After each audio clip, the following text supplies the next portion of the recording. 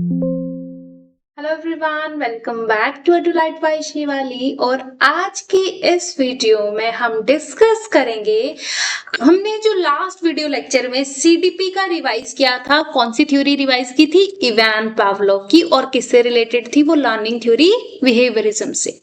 तो आज की ये वीडियो आपके लिए टेस्ट है, आपने उस वीडियो से कितना सीखा, उस थ्योरी को कितना ग्रास्प किया और आप इस वीडियो के कितने क्वेश्चन सॉल्व कर पाते हैं। ओके अगर आप central teacher eligibility test CTET की तैयारी कर रहे हैं, और चाहे वो पेपर 1 हो चाहे वो पेपर 2 हो, और अगर आप चाहते हैं कि 2026 में आपका सीटेट क्लियर हो जाए, तो आपके लिए ये वीडियो है, वीडियो के साथ बने रहो। और एस्पिरेंट्स में यही कहूंगी, अपनी तैयारी को कंसिस्टेंटली करते रहो, कभी भी छोड़ना नहीं है। मान लीजिए आप बिजी हैं तो कोशिश करिए at least 1 MCQ video, at least you should have a 1 MCQ video. आप उसको देखो, उसको सॉल्व करो। एक तो क्या होगा, आपके दिल में गिल्ट नहीं रहेगा कि आज मैंने कुछ नहीं किया, जो सीरियस एस्पिरेंट है, और आप ना कंटिन्यूटी मेंटेन कर पाएंगे। और अगर आप एक दिन भी स्किप करेंगे तो नेक्स्ट डे आपका माइंड आपको बहाने देने शुरू कर देगा कि नहीं चलो कोई नहीं, आज रहने देते हैं, कल रहने देते हैं। ये गलती बिल्कुल भी नहीं कर रही है, आपको कंसिस्टेंटली कंटिन्यूटी से अपनी तैयारी करनी है, पेशेंस के साथ। याद रखिए, लहरों से डरकर नौका पार नहीं होती, कोशिश करने वालों की कभी हार नहीं होती। ट्राई करते रहिए, डेफिनेटली आपका सीटेट 2026 इस बार क्वालिफाई होगा। तैयारी करते हैं। चलिए आइए एमसीक्यूज के, आज ये सारे क्वेश्चन एमसीक्यूज बेस्ड हैं इवान पावलोव की थ्योरी पे। और सेकेंडली आपका मैं थोड़ा सा लिटिल बिट पुराने टॉपिक का टेस्ट ले रही हूँ, डेवलपमेंट, ग्रोथ एंड डेवलपमेंट का। तो आज देखेंगे आप कितना स्कोर करते हैं। Okay, so first question is classical conditioning theory was given by. बताइए क्लासिकल कंडीशनिंग थ्योरी किसने दी थी? Options are BF Skinner, Edward Thorndike, Ivan Pavlov and Jean Piaget. So guys, इसका राइट आंसर है Ivan Pavlov. Next question is in Ivan Pavlov's experiment food is. आप बताएंगे कि Ivan Pavlov की theory में जो फूड था वो क्या था? कंडीशनल स्टिमुलस था, कंडीशनल स्टिमुलेट था, या फिर न्यूट्रल स्टिमुलस था, या फिर अनकंडीशनल स्टिमुलस था, या फिर रीइंफोर्समेंट थी? ये आप मुझे बताइए। चलिए, अगर ये क्वेश्चन आ ही गया है तो अब हम थोड़ा सा रिवाइज कर लें या फिर करें। हाँ, एक डॉग था, आपको अगर याद होगा, एक डॉग था और डॉग के मुंह में एक पाइप लगाई गई थी, और उस पाइप से जो भी उसका सलाइवा आ रहा था वो यहाँ पे कलेक्ट हो रहा था। एक फूड था, फूड की प्लेट थी, फूड के डॉग को अच्छे से बांधा गया था टाइटली, और जैसे फूड आ रहा था, यानी कि नेचुरली जो फूड आ रहा था, फूड को देख के डॉग के मुंह में क्या आ रहा था? पानी आ रहा था। तो देखिए यहाँ पे जो फूड था वो एक उसकी कंडीशन अनकंडीशनल स्टिमुलस था। वो फूड जो था वो अनकंडीशनल स्टिमुलस था और अनकंडीशनल रिस्पॉन्स आ रहा था, मतलब उसकी कोई कंडीशनिंग नहीं की गई थी, अनकंडीशनल रिस्पॉन्स भी आ रहा था। इसको हम बोल सकते हैं अनकंडीशनल स्टिमुलस यूएस, और इसको बोल सकते हैं यूआर, अनकंडीशनल रिस्पॉन्स आ रहा था। ओके, फिर क्या किया गया कि डॉग को एक बेल को इंट्रोड्यूस किया जाता है। एक, सॉरी मेरी ड्राइंग इतनी अच्छी तो नहीं है, बट जस्ट इमेजिन कि एक बेल है और बेल को इंट्रोड्यूस किया गया। इस बेल को खाना खाने से पहले ऑलवेज बजाया गया और फिर डॉग को खाना दिया गया। इसी को रिपीट किया गया, हफ्ता 30-40 दिन रिपीट किया गया। और जब एक दिन बेल को, जस्ट सिर्फ बेल को ही बजाया जाता है, फूड को नहीं दिया जाता है, तो देखा जाता है फूड, डॉग ने सलाइवेशन शुरू कर दी। यानी कि अब यहाँ पे बेल से डॉग की कंडीशनिंग हो गई थी, डॉग के माइंड से, कि जैसे ही बेल बजेगी वैसे ही खाना आएगा। डॉग के दिमाग में कंडीशनिंग हो गई थी। तो यहाँ पे बेल क्या होगी? फिर यहाँ पे बेल होगी कंडीशनल स्टिमुलस। और अब जो स्लाइवा की इस कंडीशनल स्टिमुलस की वजह से रिस्पॉन्स आया, वो आया कंडीशन रिस्पॉन्स। और यहाँ पे कंडीशनल स्टिमुलस और कंडीशनल रिस्पॉन्स, ये बताया गया है कि इस तरह से कंडीशनिंग हुई। तो यहाँ पे आई थिंक आपके क्वेश्चन का आंसर क्लियर है। इवान पावलोव की थ्योरी में जो फूड था वो क्या था? फूड था अनकंडीशनल स्टिमुलस। आई होप ये चीज आपको पता होगी। आप यहाँ बताएंगे the response to conditional stimulus is called conditional stimulus. अब याद करिए उसी थ्योरी को, तो इवान पावलोव की थ्योरी में जो कंडीशनल स्टिमुलस था वो था वेल। अब मुझे बताइए बेल से कंडीशनल स्टिमुलस है, तो कंडीशनल स्टिमुलस के रिस्पॉन्स में क्या प्रोड्यूस हुआ? ऑब्वियसली सलाइवा प्रोड्यूस हुआ, और वो क्या था? सलाइवा था, वो सलाइवा था कंडीशनल रिस्पॉन्स, क्योंकि बेल की और फूड की कंडीशनिंग हो चुकी थी और जैसे ही बेल बजाएगी डॉग को लगा फूड आएगा, बट फूड नहीं आया, बट सलाइवा सिक्रेट हो गया, यानी कि एक रिस्पॉन्स पैदा हो गया, किसकी वजह से? कंडीशनल स्टिमुलस की वजह से। तो आप मुझे यहाँ पे बताएंगे कौन सा ऑप्शन करेक्ट ऑप्शन है? कंडीशनल स्टिमुलस के रिस्पॉन्स में क्या प्रोड्यूस होगा? Conditional response. तो यह सारे के सारे आपके आंसर इनकरेक्ट हो जाएंगे। Next question is, a teacher can praise to encourage student. This is based on. अगर एक टीचर बच्चों को प्रेज करता है, बच्चों को आगे बढ़ने के लिए प्रेज करता है, तो ये किस पे बेस्ड है? कॉग्निटिव थ्योरी के बेस पे, कंस्ट्रक्टिविज्म पे बेस्ड है, या फिर बिहेवियरिज्म पे बेस्ड है, या फिर ह्यूमनिज्म पे बेस्ड है?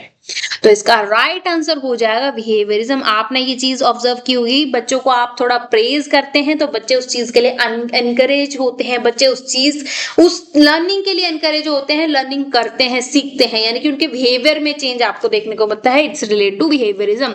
Next question is, learning by association is called. Learning by association को आप क्या बोलेंगे? ट्रायल एंड एरर बोलेंगे? नो। ऑपरेंट कंडीशनिंग बोलेंगे? नो। क्लासिकल कंडीशनिंग बोलेंगे? Yes. And insight theory of learning? No. तो इसका राइट आंसर हो जाएगा option C. Next question is, the bell in Pavlov experiment. Pavlov के एक्सपेरिमेंट में बेल क्या थी? अब आप मुझे बताएंगे, बेल एक अनकंडीशनल स्टिमुलस थी या फिर अनकंडीशनल रिस्पॉन्स थी? मतलब बेल से आपको अनकंडीशनल स्टिमुलस मिल रहा था, अनकंडीशनल रिस्पॉन्स आ रहा था, या फिर कंडीशनल स्टिमुलस था, कंडीशनल रिस्पॉन्स था? तो बेल आपकी कंडीशनल स्टिमुलस थी। बेल बजा रहे थे, बेल से उस डॉग के दिमाग में कंडीशनिंग स्टिमुलस क्रिएट हो रहा था।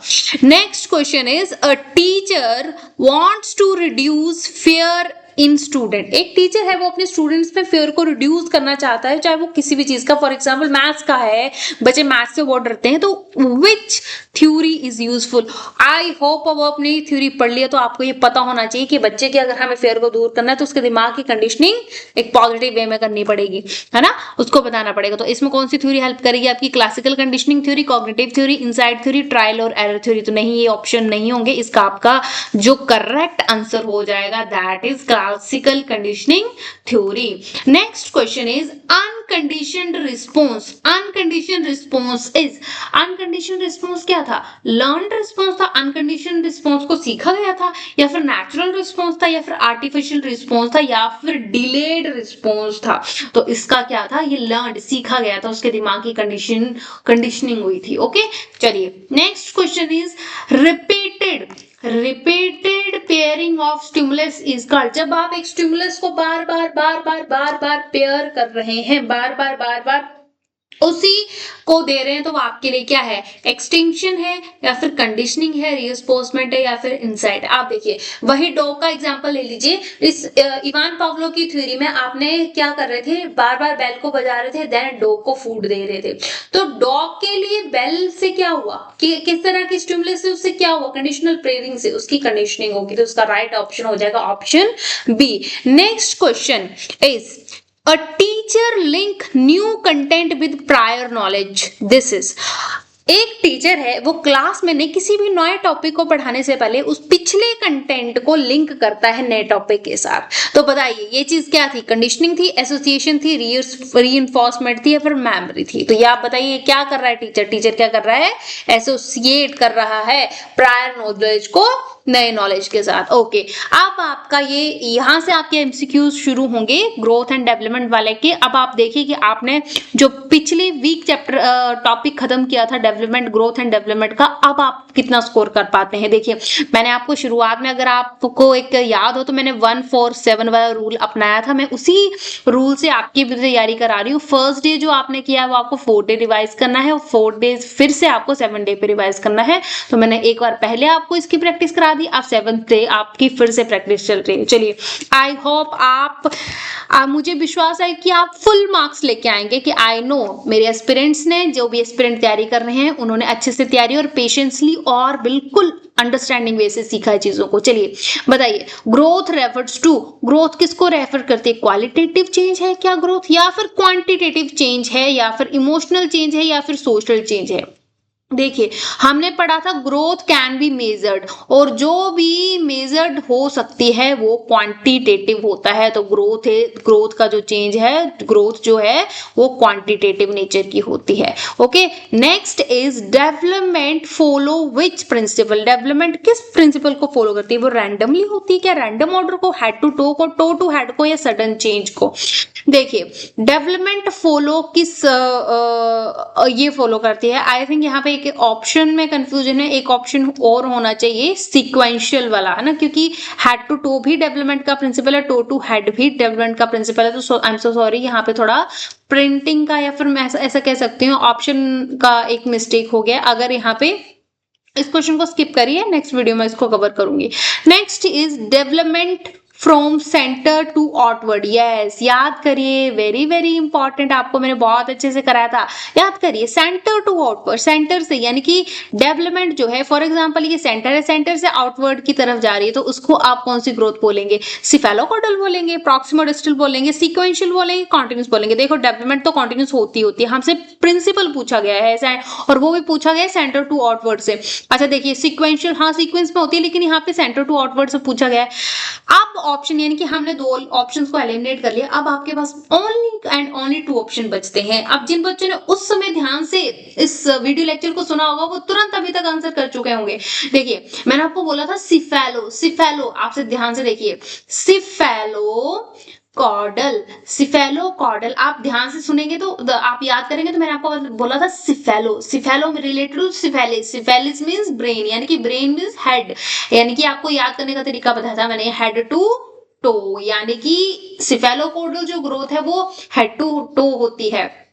और आपको मैंने यह बताया था सेंटर से आउटवर्ड, यानी कि प्रिफेरी की तरफ जाना। प्रॉक्सिमो से आप याद रख लेंगे, जैसे मैं लिख रही हूं proximo, proximo distal, proximo distal. देखिए, मैंने आपको बताया था कि प्रॉक्सिमल यानी कि सेंटर से प्रिफेरी की तरफ जाना, तो आपने प्री से प्रिफेरी, प्री से प्रॉक्सिमो याद करेंगे, तो प्रॉक्सिमो डिस्टल इसका राइट आंसर हो जाएगा। सिफेलोकॉर्डल भी यहाँ पे इनकरेक्ट आंसर है। अगर यहाँ पे दिया होता, इस सेंटर टू आउटवर्ड की तरफ से लिखा होता हेड टू टो, है ना, या फिर यहाँ पे लिखा होता अप टू डाउन लिखा होता, या फिर ऐसे ही कुछ और वर्ड्स यूज किए होते, तब करेक्ट आंसर होता सिफेलोकॉर्डल। लेकिन अभी हमसे सेंटर टू आउटवर्ड पूछा गया, तो यह है प्रॉक्सिमो डिस्टल। जो एस्पिरेंट्स इस क्वेश्चन का आंसर जानते थे, उनको मेरी तरफ से वेरी वेरी वेरी गुड, और जो एस्पिरेंट इस क्वेश्चन का गलत दिया है, आपको तो डांट पड़नी चाहिए, है ना। चलो, मजाक कर रही हूँ। देखिए, कोई बात नहीं, अगर आपको नहीं पता था, इट्स ओके, अभी आप सीखिए, अभी मैंने फिर से ये चीजें एक्सप्लेन कर दी है एमसीक्यू के साथ। अब आप पढ़िए, और इस वीडियो के बाद आप फिर से मेरी उस प्लेलिस्ट में जाइए, सीडीपी वाली प्लेलिस्ट में, और उसको शुरू से कंटिन्यू से फॉलो करिए। अभी भी देखिए, देर नहीं हुई है, अभी भी तैयारी आप शुरू कर सकते हैं। चलिए, next question is development is influenced by, development किससे इन्फ्लुएंस होती है? आप बताइए, ओनली हेरिडिटी से, ओनली इन्वायरमेंट से, या फिर बोथ हेरिडिटी एंड इन्वायरमेंट, या फिर none of this? What is the right answer? देखिए, मैंने जब हमने एक्सप्लेन किया था, तो हमने बोला था कि डेवलपमेंट में जो हेरिडिटी है, जो कि हेरिडिटी है, और साथ में इन्वायरमेंट है, दोनों का कितना कितना रोल होता है? 50% ही हेरिडिटी का रोल होता है, 50% ही एनवायरमेंट का रोल होता है। तो आप मुझे बताइए, यहाँ पे कौन कौन से ऑप्शन गलत हो जाएंगे? ओनली हेरिडिटी गलत हो जाएगा, ओनली एनवायरमेंट भी गलत हो जाएगा, नन ऑफ दीज भी गलत हो जाएगा।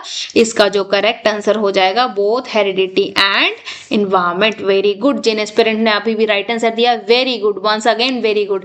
Next question is, no two individuals are like, this refer to, आपसे बोला जा रहा है कोई भी दो इंडिविजुअल एक जैसे नहीं होते हैं। इसका क्या मतलब है? इसका मतलब है ग्रोथ, डेवलपमेंट, इंडिविजुअल डिफरेंस या लर्निंग। देखिए, ग्रोथ नहीं है, ना ही डेवलपमेंट है, ना ही लर्निंग है। इसका जो करेक्ट आंसर है that is guys, what is this? Individual differences. Very good. Next is mental development is also known as very easy physical development, social development, cognitive development, emotional development. नहीं, emotional development भी नहीं होगा, social भी नहीं होगा, physical भी नहीं होगा, इसका राइट आंसर हो जाएगा cognitive development. Next question is control over emotion develop. Emotion के ओवर जब बच्चा कंट्रोल करने लग जाता है तो वो कौन सी डेवलपमेंट है? ऑप्शंस आर फिजिकल, मतलब कौन सी क्या डेवलप हो रहा, कौन सा डोमेन की बात हो रही है, तो कौन सा डोमेन डेवलप हो रहा है? देखिए इमोशंस की बात हो रही है। अब देखिए फिजिकल डोमेन डेवलप हो रहा है, नहीं। कॉग्निटिव डोमेन नहीं। Emotional domain yes. Social domain नहीं। समहाउ बट ज्यादा आपका क्या स्ट्रॉन्ग हो रहा है? इमोशनल डोमेन उस बच्चे का। Next is the first stage of development. Is development की फर्स्ट स्टेज क्या होती है? Childhood, adolescence, infancy, adulthood. आप बताएंगे, ये ऑप्शन आपको दे रखे हैं। चलिए एक बार यहीं साथ में स्टेजेस ऑफ डेवलपमेंट को भी रिवाइज कर लेते हैं। स्टेजेस ऑफ डेवलपमेंट क्या होते हैं? देखिए सबसे पहले आती है इन्फेंसी। इन्फेंसी के बाद आता है चाइल्डहुड। अगर आपको याद होगा तो मैंने बताया था कि चाइल्डहुड होता है वो दो पार्ट्स में, या दो या कई बुक्स में, तीन में भी होता है। चाइल्डहुड को हमने बोला था अर्ली चाइल्डहुड, है ना? याद करो, अर्ली चाइल्डहुड, चाइल्डहुड, और हमने डिवाइड किया था मिडिल चाइल्डहुड, और साथ में कई बुक में लेट चाइल्डहुड भी बताया जाता है।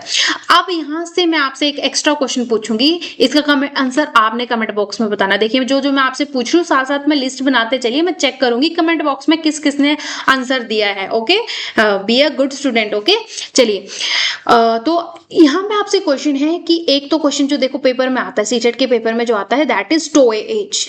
टोए एज किसे बोला जाता है? ठीक है, और एक होती है पियर, है ना? पियर के साथ बच्चा किस, पियर एज किसे बोला जाता है? यहाँ पे ये पूछा जाता है। और यही इन्हीं दो क्वेश्चन का फिलहाल आप आंसर बताएंगे कि टॉय एज किसे बोला जाता है, पियर एज किसे बोला जाता है, किस एज में बच्चा पियर्स के साथ इन्वॉल्व होता है। तो देखिए हम डिस्कस कर रहे थे स्टेजेस की। यहाँ पे फर्स्ट स्टेज मैंने लिखी आपको इन्फेंसी, सेकेंड इज चाइल्डहुड। अभी मैं थर्ड लिखने वाली हूँ, यहाँ पे थर्ड लिखती हूँ, यहाँ पे फोर लिखती हूँ। थर्ड है आपकी एडोलेसेंस, एडोलेसेंस, एंड ये है आपकी एडल्टहुड, एडल्टहुड। देखिए इन्फेंसी को बोला था 0 to 2 years, है ना? फिर इसको बोला था 2 to 6 years, या फिर 6 to 12 साथ में अगर हम मिडिल को भी ले लें, या फिर आप ऐसा बता सकते हो 12 ईयर तक। और 12 to 18 एडोलेसेंस थी, और 18 के अबव, 18 के अबव आपका एडल्टहुड था। सॉरी, मेरी राइटिंग को इग्नोर करना प्लीज पर चलिए, ओके तो इस क्वेश्चन के अकॉर्डिंग आपका राइट आंसर क्या है? First stage of development is infancy. Very good. Next question तो खत्म हो गए। चलिए अगर आप मुझे सबसे पहले बताएंगे कमेंट्स में अपना स्कोर